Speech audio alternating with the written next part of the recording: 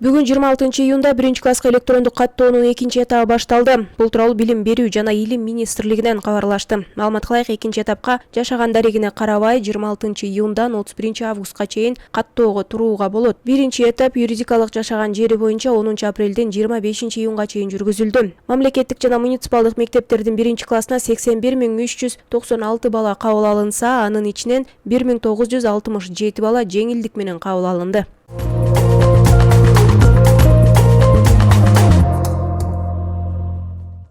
Таш көмүрдө дайынсыз жоголгон 7 жаштагы бала табыла элек. Бул тууралуу Өзгөчө кырдаалдар министрлиги кабарлайт. Маалыматка ылайык, 15-июнда саат 10:30 чамасында Таш көмүр шаарынын Новостройка айылындагы 7 жаштагы бала үйүнөн чыгып кеткен бойдон дайынсыз болууда. Бала Нарын дарыясына түшүп кетиши мүмкүн экендиги божомолдонууда. 25-июнда издөө иштерин жүргүзүү максатында 7 куткаруучу жергиликтүү тургундардан 4 адам тартылган. Кеч киргендигине байланыштуу издөө иштери токтотулган деп айтылат маалыматта. Кошумчалангандай, бүгүн да издөө иштери улантылууда.